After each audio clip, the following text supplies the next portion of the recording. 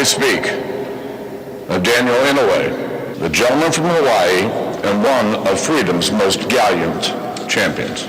Senate Majority Leader Harry Reid also paid tribute. Senator Inouye was one of the deluxe senators to ever walk the hallowed halls of this great building. He leaves behind a legacy of public leadership and private kindness that will not be forgotten as long as these walls stand and as long as histories are written. Inouye died Monday at age 88 from respiratory complications. Vice President Joe Biden met today with cabinet members and law enforcement officials from around the country to find ways to curb gun violence in the U.S. Biden's a longtime gun control advocate. He's overseeing a response to Friday's killing of 20 school children and 6 adults in Newtown, Connecticut. Parts of an interstate highway in Missouri are closed as the first major snowstorm of the season continues its eastward march. Forecasters are warning of blizzard conditions from Kansas to Wisconsin. The New York Stock Exchange says it has another merger agreement. AP correspondent Warren Levinson reports. The company that owns the New York Stock Exchange has agreed to be acquired by an Atlanta-based exchange for $8 billion in cash and stock. If approved by shareholders and regulators, the purchase by Intercontinental Exchange would end 2 centuries of independence at the lower Manhattan stock market. It's the third try at taking over the company. This year, European regulators blocked a bid to merge with the Deutsche Börse in Germany, and Intercontinental and the NASDAQ exchange tried but failed to buy it last year. Both companies say the iconic trading floor of the New York Exchange would be retained under the agreement. Warren Levinson, New York. Your first stop for breaking news. This is America's Radio News. Here's some great news from Tom Trento, host of the daily WNN Trento Vision Show. Due to the unparalleled success of the Trento Vision Show, you now have an amazing opportunity to advertise on the Trento Vision Show. If you want more information about this excellent opportunity for your business, please contact Tom Trento at 561-319-5533, or you can email him, tom@trentovision.tv. The opinions expressed on the following sponsored program are strictly those of the host, guests, and callers, and not necessarily those of the station, its staff, management, or sponsors. Welcome to Trento Vision, where bad ideas get pulverized and the truth will set you free. Trento Vision is hosted by Tom Trento. Tom can be reached at 561-319-5533 or tom@trentovision.tv. Listen and watch every weekday from 3 to 6 p.m. on AM 1470 WNN and trentovision.tv. Now, let's get a peek at Tom's view of the world. Here's Tom Trento. Okay, we're back in cozy, cool, neat, wonderful South Florida, Boca Raton, Florida. We're all here. We're dealing with the crises around the world, some of which this administration and some previous administrations on the Republican side also contributed to, but this administration in particular is not just contributing by default, but by design, fueling the establishment of a caliphate. The heck is that? We'll figure that out in a minute. In the Middle East, and that little group of people, those pesky little Jews, are the targets of all this circle of fire around Israel.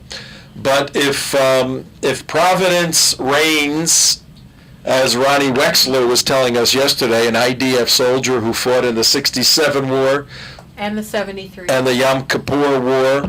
Yom Kippur. Yeah, who was there. If Providence reigns, there seems to be some protective veil around these folks and that little nation. It's going to be necessary, I think, in the days ahead. Here's what we're going to do, folks, right now. We are going to bring back in a second Claire Lopez. Claire's our very good friend.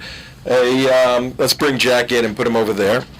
Claire is our very good friend, one of the authors of Sharia, The Threat to America, and I was honored to be one of the 19 authors. Claire was the general editor who took everybody's nonsensical stuff and made sense out of it in the form of a book. Yeah, Jack just walked by. And she did that in the capacity of a fellow at the Center for Security Policy.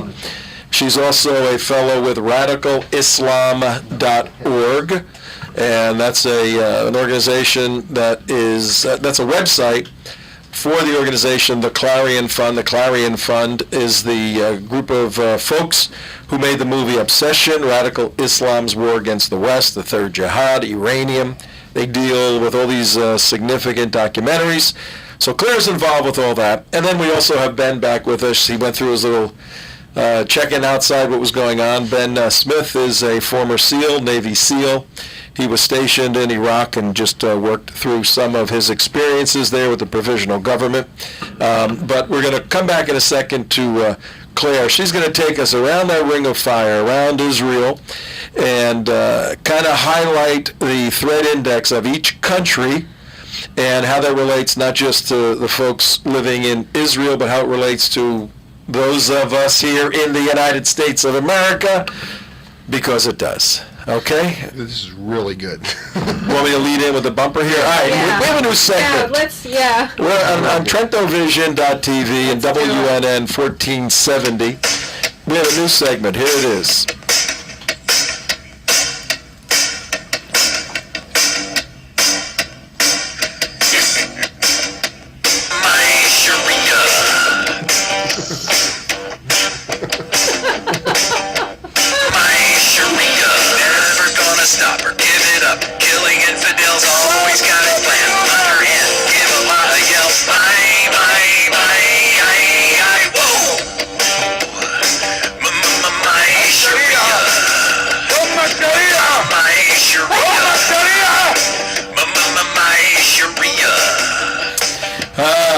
Sharia. Claire, I don't know if you saw that. Were you monitoring the video feed? Oh, yeah. Ben, did you see that, Ben? Ben, were you able to see that? We got to get Ben back up here. Okay. That's a piece. Mark edited this piece, and it's from my Sharona, obviously. But we put in there the president of Egypt, Mohammed Morsi, who was educated at the University of Southern California, 1978 to 82, did his PhD there. We put him in as he's campaigning to be the president, yelling and screaming, Sharia, Sharia, Sharia. So why is everybody surprised now that he wants He wants Sharia. he wants Sharia? And then we had the Director of National Intelligence for the United States, or non-intelligence in this case, James Clapper, who's a distinguished intelligence officer, and he went on record a year ago saying that the Muslim Brotherhood is largely a secular organization. They've eschewed violence. It's like different political parties. I mean, these guys are in space, and you wonder why the world is and the Middle East is exploding. Well, during the break, I did ask Mark to look up in Reliance of the Traveler and find democracy in the index. Of course, he couldn't find any, but he did find something that's very relevant to what. Well, let me tell everybody what Reliance of the Traveler is. The Reliance of the Traveler. If you want to convert, we have a guest here. I'll call you Joe. Okay. Joe, if you want to convert to, we got another Joe over there. No, Joe's got. If you want to convert to Islam and you want to make it to Islamic heaven, that's the book you got to follow. That book right here is called The Reliance of the Traveler, and it's the official Sharia rule book, jurisprudence rule book for Islam. Got the Good Housekeeping of Jihad seal by all the right guys. So we do our little segment, our little bumper, and then Mark reads one or two little items from the book. What do you got for us today? The certified seal are from the Islamic Institute of Islamic Thought, International Institute of Islamic Thought. All the good guys. I mean, American institutions, the Fiqh Council of North America. Yeah. So this is U.S. law for us. This is not for the world. This is for us. You want to make it. You want to make it the paradise. You got to follow this book. Yeah. Well, anyway, here's something that's very apropos. We're talking about good and bad. What's good and what is bad, and the book says here on A1.4, codified law is his messenger, talking about Muhammad, has indicated what is good by pertaining what is asked to be done, and bad is what the lawgiver has indicated is bad by asking what is not to be done. The good is not what reason considers good, nor the bad what reason considers bad. The measure of good and bad, according to this school of thought, is sacred law, not reason. Yeah, It's the sacred law. Is the sacred law, not Definite reason. article. Definite article. Yeah, Yeah. and for the listeners and viewers just turning in, you're just getting in your automobiles all over South Florida, from North Miami to Orlando, from A1A out to the Everglades. 5 million people, 500,000 Jewish people out there, and we do a lot of work on the nation of Israel. In the earlier hour, with our two experts, Ben Smith, the Navy SEAL, and Claire Lopez, the retired CIA operations officer, we raised the question whether or not Sharia-compliant Islam is compatible with Western democracy. And we said at its core, in fact, Judah, a caller, called in, we said at its core, the Judeo-Christian worldview necessitates free thought and free thinking and free decisions. Conversely, out of the book, It says, thou shalt not think, Yep. is what that just said. You don't think or reason, you just do what Sharia law says. all right, Claire, take us on a journey on this Ring of Fire. Ring of Fire, do we have that song? No. Don't worry about it, don't worry about it. Take us on a quick tour. The other night, Claire did a briefing for some national security folks, grassroots folks, and scared the hell out of everybody. Yeah, everybody took sleeping pills that night. I don't get scared that easily. Claire's scared. Just take us on a quick, an abbreviated tour of the Ring of Fire around Israel and the implications here, and then we'll bring Ben in. Yeah. Okay, sure. Well, I mean, the point is not really, to scare the living daylights out of everybody, but just, rather to let people know what is actually going on. So, remember at the very beginning of the program, we were talking about this timeline that Al-Qaeda has, and it's published on Der Spiegel in 2005. It talks about the sequence of events that must take place that Islam might rise again. Now, your viewers and listeners probably know that, in the early days and centuries of Islam, there were caliphates. Caliphate just means an Islamic empire. It means a unity under Sharia law of territory, of lands. And, of course, the last caliphate was abolished in the 20th century. We mentioned him, Kemal Ataturk, the ruler in Turkey after World War I. He ended it. And that was in 1924. And it's one of the main reasons why Hassan al-Banna, the founder of the Muslim Brotherhood, got together with his friends and fellow students in 1928 to form the Muslim Brotherhood, because he was appalled at the abolishment of the caliphate, wanted to bring it back, and wanted to ensure that Sharia law would be imposed globally, not just in Egypt, where he was from, but the whole world. So for a long time after that, there were events and circumstances that prevented the rise of the Muslim Brotherhood really to power, or the establishment of a caliphate. And those things included World War I previously, World War II after that, and of course then the Cold War between the United States, or the proxies of the United States and the Soviet Union. All that ended, and the lid came off at the end of the 20th century. And at the same time, as the lid came off those pressures that had been keeping the Brotherhood and Islamic Jihad down, at the same time the West was undergoing a transformational process in which we forgot who we are and where we came from. And this gets back to what Ben was talking about in Iraq. How do you explain to a newly free people what it means to have the freedoms of the American Constitution and Declaration of Independence?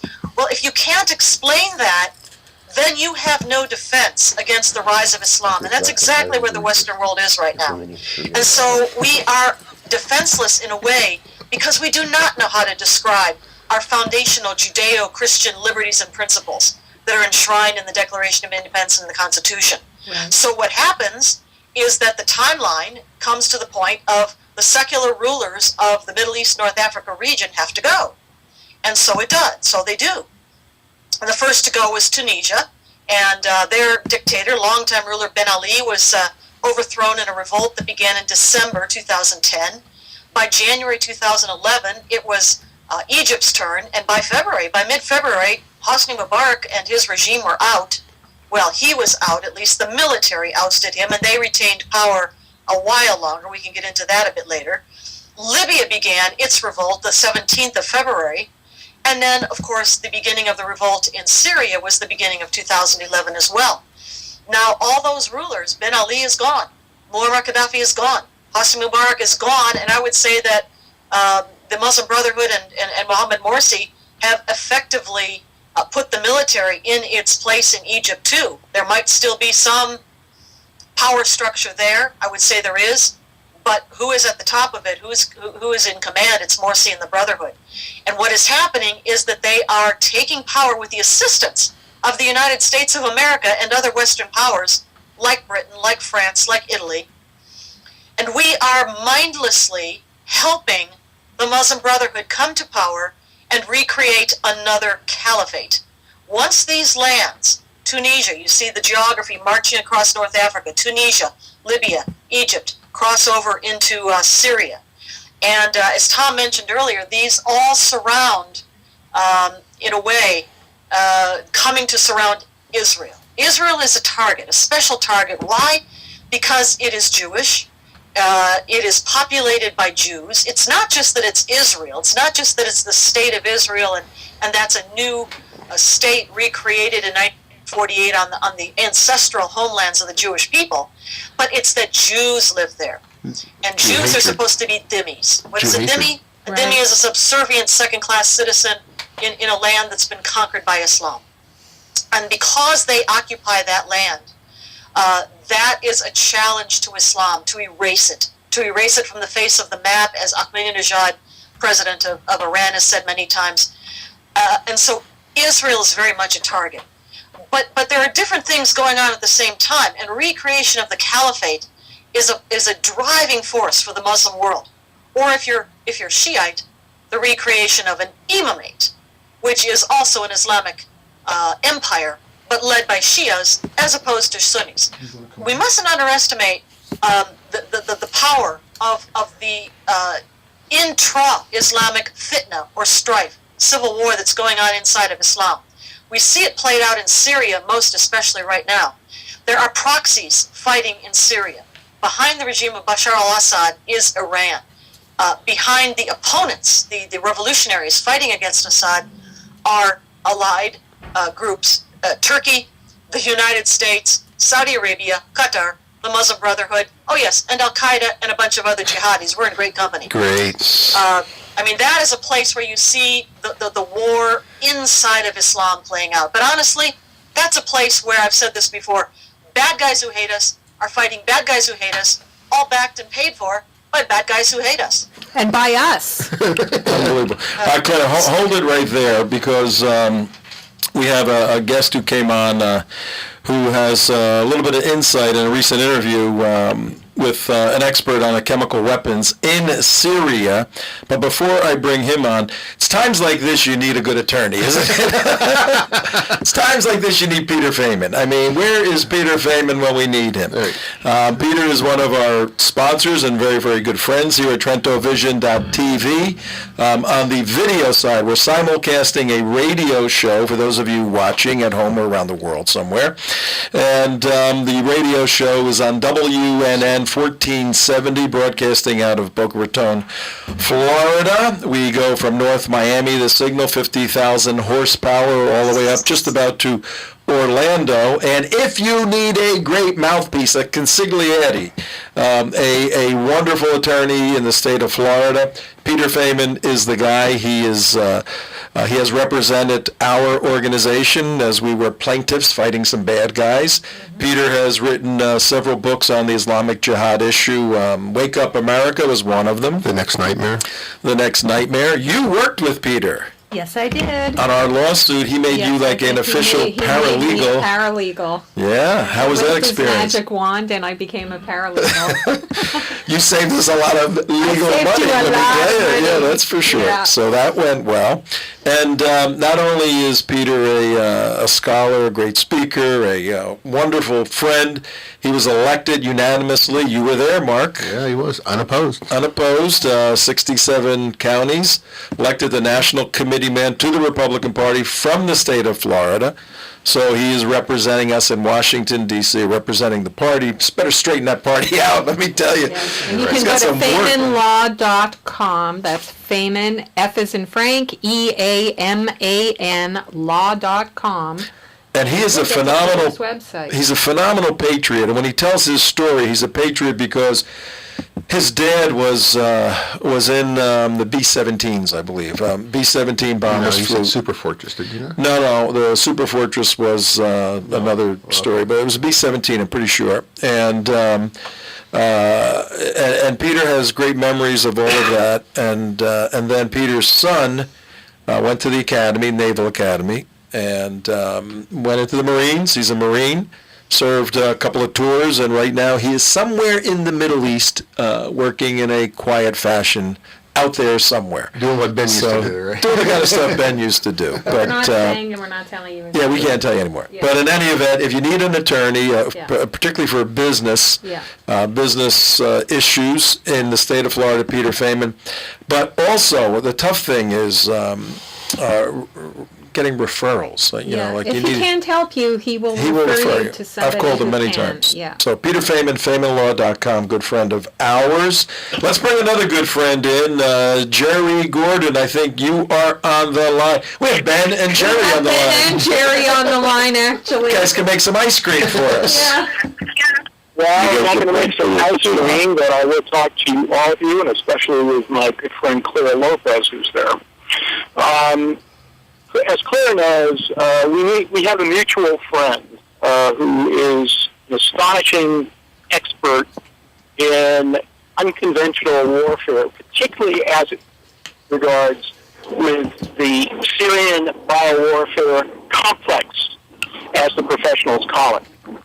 Now, interestingly, in the last few days, there are reports coming out of the Middle East of essentially explosions and attacks on Hezbollah depots that are deemed to be holding chemical weapons transferred to them by the Syrians and perhaps with the knowledge and support of the Quds Force, the IRGC. Interestingly enough, today, the head of the Israeli Air Force, in an interview yesterday, said, basically, we're onto this in the sense of going after these targets. As Claire knows, the Israelis have sent in country, if you will, silent commando groups, essentially, to identify where these depots and targets are. The most frightening aspect of an interview with this expert, her name is Dr. Jill Bellamy Van Alts. She lives in Holland, and yet she's an American expat. She has been an incredible source of information about the kind of unconventional warfare that basically has been a collaboration of the Iranians, the North Koreans, and in this most recent fascinating interview to be published the first of next month in the new year, she also identifies that perhaps one of the reasons that the Israelis went in to attack this particular munitions complex in the Sudan was, guess what? The Sudanese are essentially testing some of this warfare capabilities in the Sudan. And perhaps they have begun to load some of it, as Clara knows, essentially into missiles that have been capable of accepting genetic, synthetic versions of some of the more toxic pathogens that the Syrians and the Iranians have developed. So now the Israelis are caught in a predicament. They can probably identify where the depots are for the chemical weapons. After all, we know that they're in munitions, whether they're Scud missile heads, or, this will frighten you a bit, because this is what our expert, Dr. Bellamy and Alts talks about, putting them into versions of man pads. Remember those little things to go after, essentially knocking down helicopters? Well, think of a version of a man pad that can be used to fire, essentially, biowarfare munitions against Israel proper. That's bad news. That's correct. Hang on 1 second, Jerry. Let me introduce you. We just brought you in. Jerry is a former intelligence officer in the United States Army and Vietnam, served in Vietnam, and now is one of the leading analysts on these issues in the United States. Jerry, have you ever met our other guest that's on the phone, Ben Smith, a former Navy SEAL? I have heard of Ben Smith. I value his service, as I hope he values mine. I didn't do it, I swear. Ben, one of you guys have a radio on, or you're watching the show. You just got to mute the audio. Ben, not only was Ben a former Navy SEAL, but recently there was an effort by former intelligence operatives and military folk to teach President Obama a lesson, to teach the administration a lesson, that there's such a thing as operational security. You don't give out secrets. When the SEALs strike at a particular time, you don't have Joe Biden. Somebody's got to shut your audio off. Yeah, Jerry, shut your audio off on the computer. Yeah, there's feedback coming back, Jerry. A group of people got together, made a movie entitled Dishonorable Disclosures, and that thing went viral in a second. How many? And Ben was the star. Ben was the star of one of the stars, one of the leading guys. How many hits has that gotten so far, Ben? Well, I don't know. It's somewhere between 5 and 6 million. 5 and 6 million. Yeah, I wanted to bring you in, Ben. What kind of capability does do our special operators or does the military have to handle in a defensive manner these sort of violent and destructive weapons of mass destruction, chemical, biological, and then in an offensive manner? Do you blow them up, or does the stuff then just go in the atmosphere? Give us a quick lesson on that nonsense. Well, a lot of that you have the disposal guys coming in and giving you the quick rundown beforehand. Usually you got to isolate it and then remove it. And then for each one, there's ways of doing it specifically. Defensive, it's a cleanup. Offensive, you just got to take everything out around it and hope it's not, they don't scuttle the ship. But I wanted to take a quick second and go to OPSEC and hit the ring of fire that Claire was hitting. Yeah. With that, and I'm also part of PAC 912. It's kind of like the 912 project with teeth, and I could punch people out. But the ring of fire is what we're doing as well. We are now arming Egypt. This year we're sending over to Mohammed Morsi. We're sending over 200 M1A1 main battle tanks from the U.S. at almost between $4 and $6 million a pop, when our U.S. Marines only have 150 that are in service. And wow. Egypt is run by the Muslim Brotherhood, and they have Egypt has the 7th largest tank force in the world at the moment, before we send these 200 over, as well as Egypt has the population of, say, California, Texas, or New York, and it has the 4th largest fleet of F-16s on Earth. And the F-16 is a great fighter attack jet. Egypt already has 240, and we're sending over another squadron. Israel only has 350 attack jets, and most of them, and most of their tanks are classified as obsolete. And we're arming Egypt, Muslim Brotherhood, who created Al-Qaeda, which is, aren't we at war with terror? Aren't we at war with Al-Qaeda, Muslim Brotherhood? We're arming our enemies against our ally. Who are we? Who are we to the rest of the world? And then you've got John Kerry, who's going to be Secretary of State, which is, he's number 3 or 4 down from the president. And John Kerry is an absolute apologist towards this with Assad. He's gone motorcycle riding with him, and he's said so many things about him, like he's a very likable guy. He's trying to do change to the Syrian people, and at this one moment, we get to look back. Hindsight is 20/20, where you get to see what all the politicians were saying about Assad and how good he is, and like he's an agent for change. But now you get to see the finality of this man's psyche, and he's going to use chemical weapons against his own people and turn his own military against his own people. What does this say about our apologists, professional politicians? I mean, you also look at Kerry with Jane Fonda back in Vietnam, and him calling us doing things like Genghis Khan and raping and killing and burning and doing all that type of stuff. Like, people say, how could we let this man run for president? How could you even let like grade school kids look at this man like he's done something in his life? I mean, there's treason abound. There's un-Americanism has taken it. I say the Muslim Brotherhood is in the White House and running our country at this time.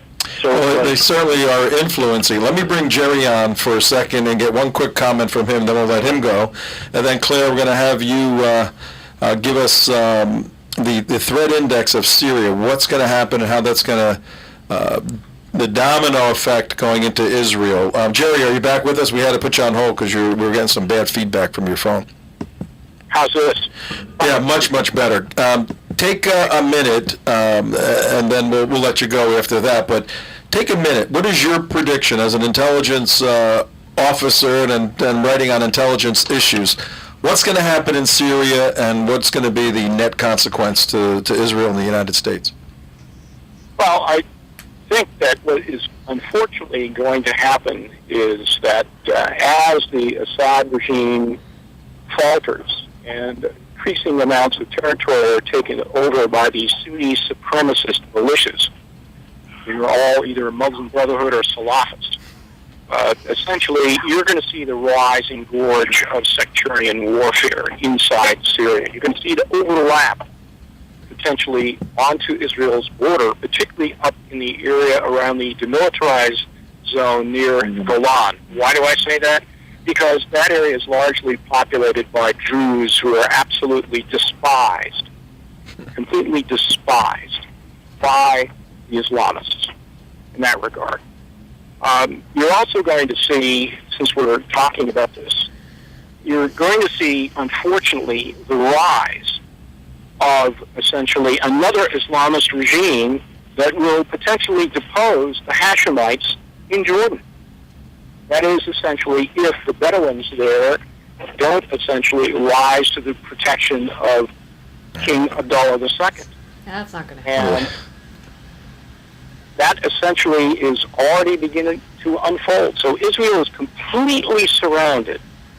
On top of that, you're beginning to see elements of a third intifada on the West Bank in particular, and you have seen as a result of the Operation Third Defense, the rise of esteem that Hamas has on the West Bank, and that is a telling disaster. Well, thank you for those encouraging, inspiring words and that analysis. All right, Jerry Gordon, thank you very much for spending a little bit of time with Mark and CJ, myself, Thank you, Mike, Jerry. everybody here, and Claire and Ben. Thank you for the Hanukkah card. You're most welcome.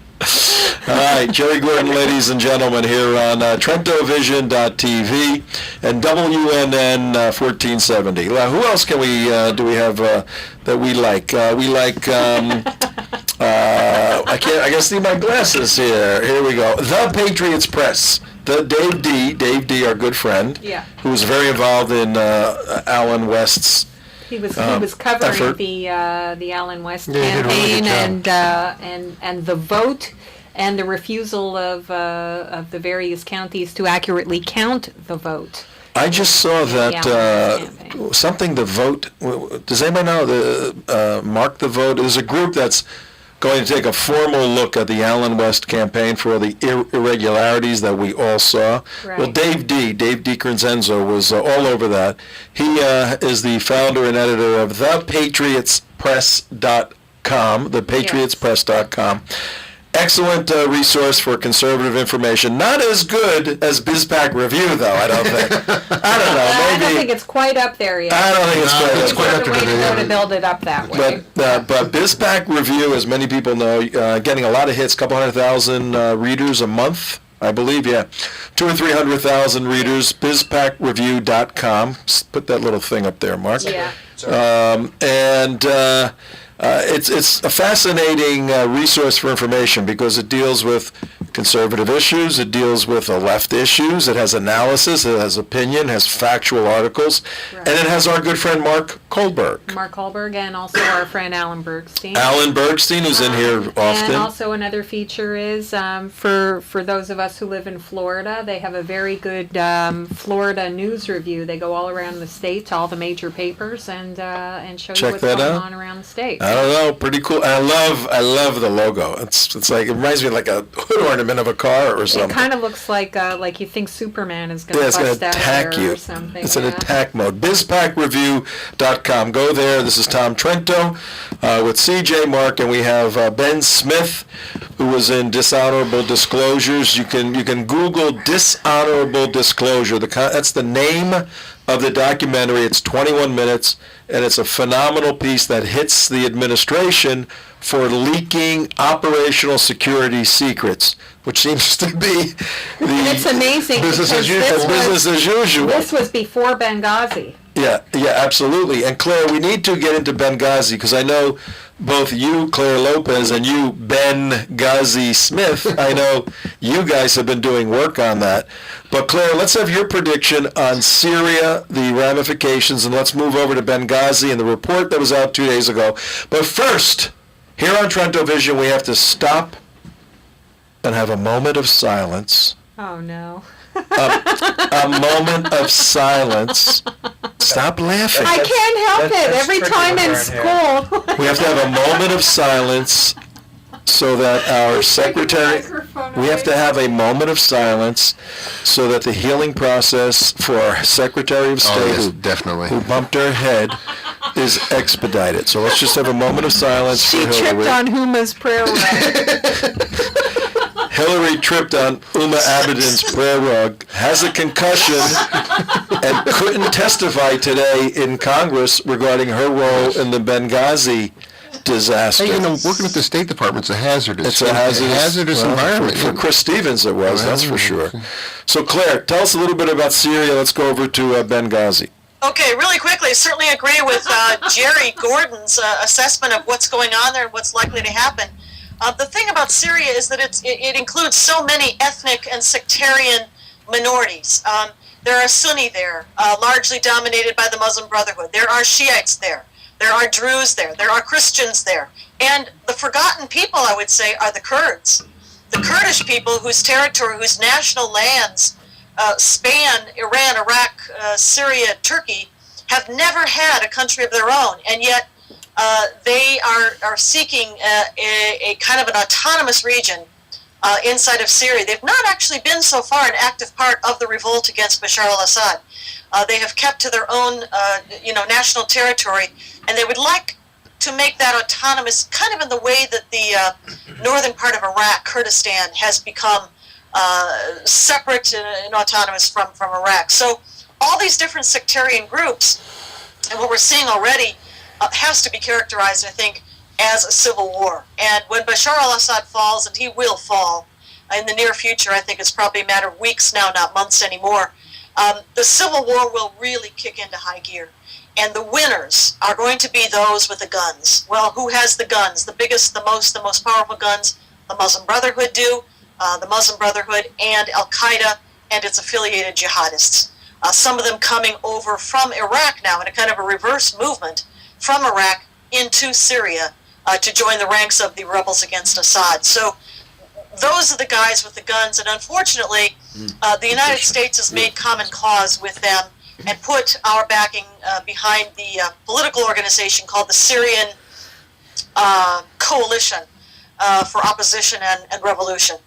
And this is the political group which represents, or purports to represent, I should say, because it's external and it really doesn't have the people on the ground that would include all of the above that I just mentioned. But these are the folks, led, by the way, I might mention, by a fellow by the name of Muaz al-Khatib. Muaz al-Khatib formerly was the imam at the Grand Umayyad Mosque in Damascus. Guess which group he belongs to? Yeah, well, that's He's a brother. He's a brother through and through. This is who we're backing. This is who the United States of America's backing. So Syria will devolve, even worse than it already is, into a vicious civil war.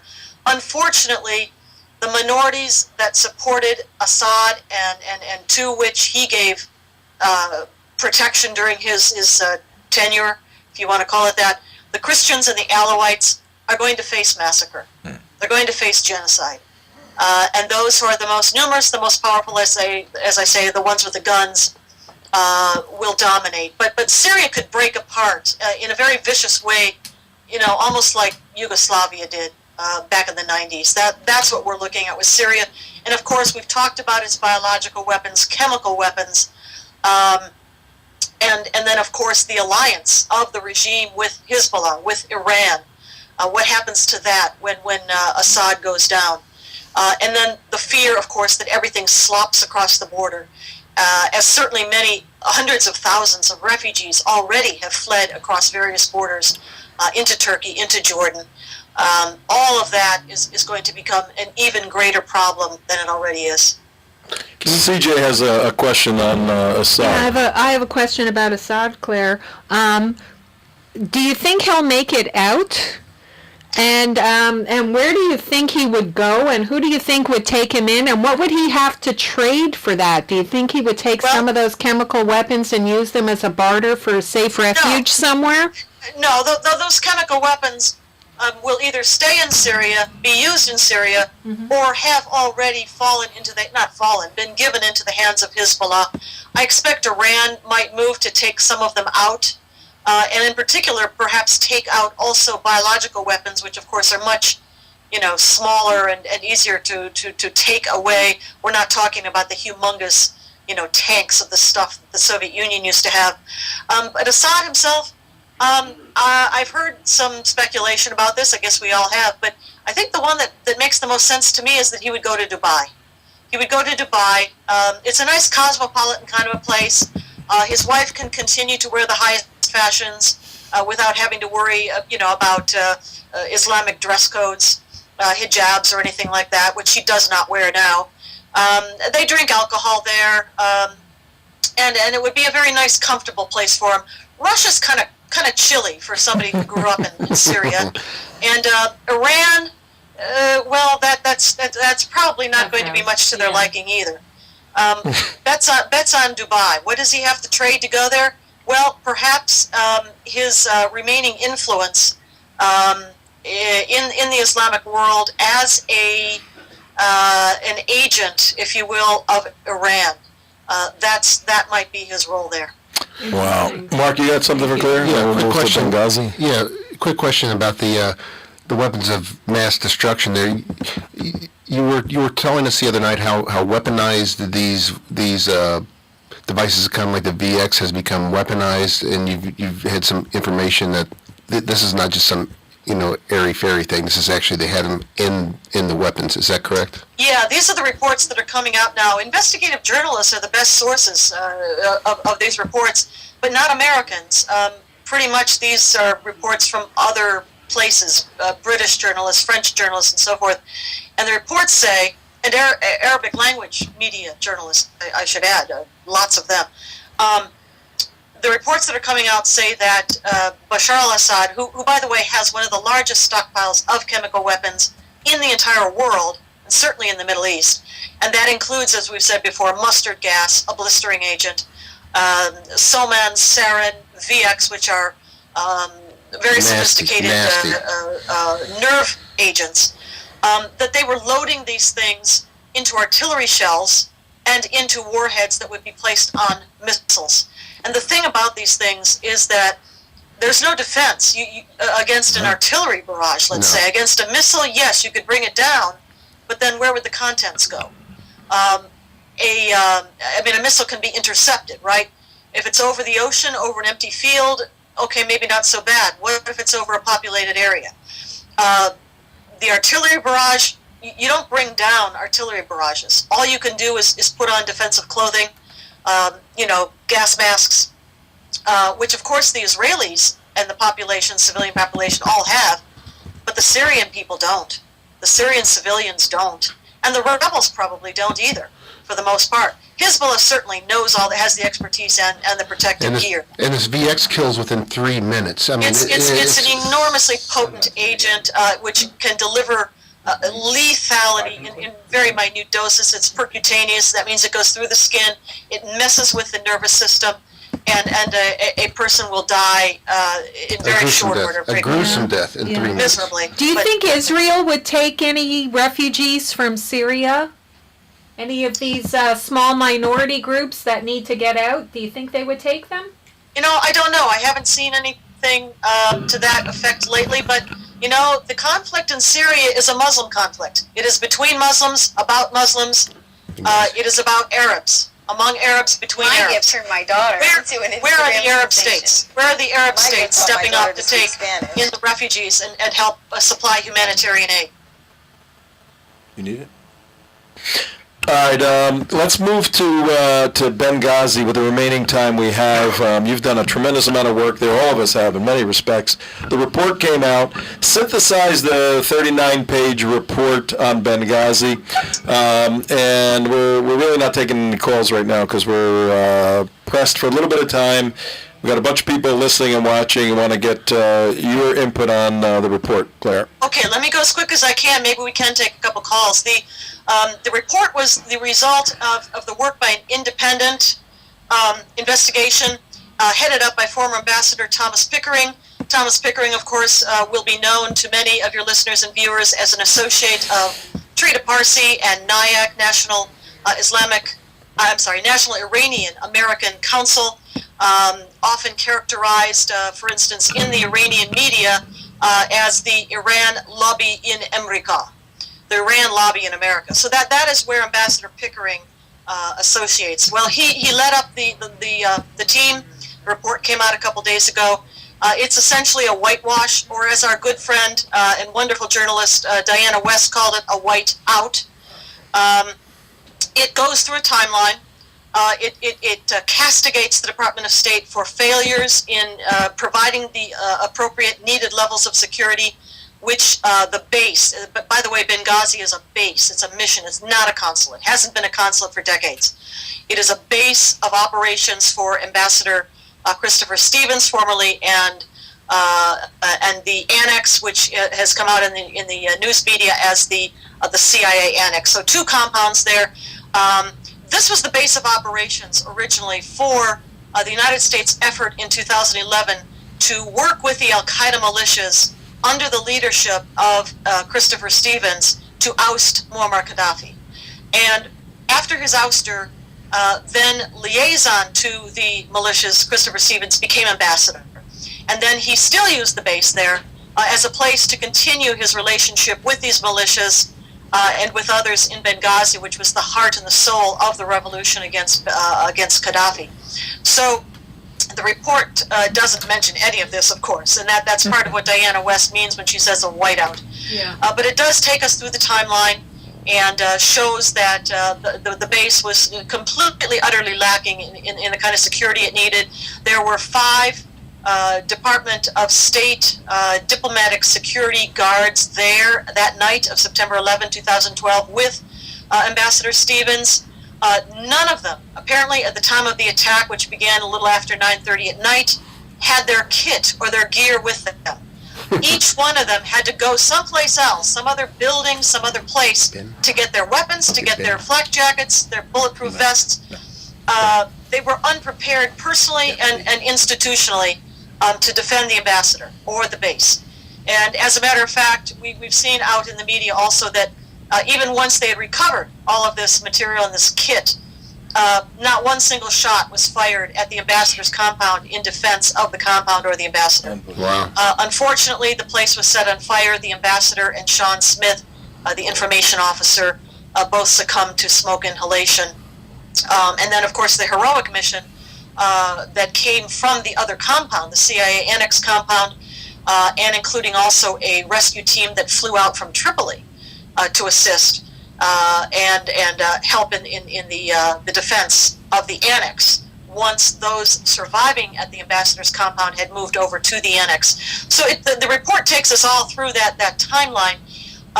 It does not mention, for instance, though, when President Obama received word that our complex in Benghazi was under assault or that our ambassador was in peril along with other Americans, does not say what his response was, does not say what the president ordered in terms of defending Americans or sending resources to help defend them. Not a word of that, none of it.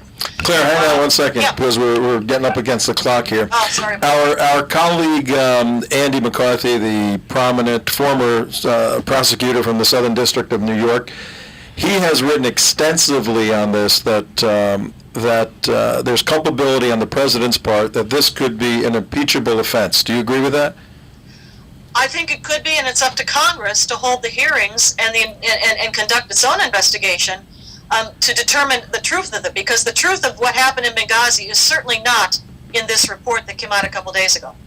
Yeah, Benghazi basically was a gun-running operation, taking Gaddafi's weapons while going through Turkey and sending them over to Syria. Yeah, there were presidential findings both for Libya in the overthrow of Gaddafi, and then subsequently this year, 2012, for the overthrow of Assad in Syria. And both of those findings authorized the United States agencies like CIA, Special Forces, to assist the rebels. We know that the rebels are Al-Qaeda and the Muslim Well, the biggest rebel, we gotta go. No, we gotta go. We're at the end of the show here. The biggest rebel, we all know, and Claire, thank you very, very much for being with us. But the biggest rebel is the guy that all of you voted for. Many of you voted, probably not too many that watched the show voted for, but most people in this country and in this state voted for the biggest rebel at 1600 Pennsylvania Avenue. And guess what, folks? You have a jihad that is in flames, generating itself all over the globe, and we have found, the United West here in America, that the Arab street is awakening and flexing its muscles, so get ready. And you're paying for Get it. ready for a very interesting year. The fiscal cliff is going to look like a step down a curve in comparison to what 2013 has for the jihad. We'll be back tomorrow. See you guys.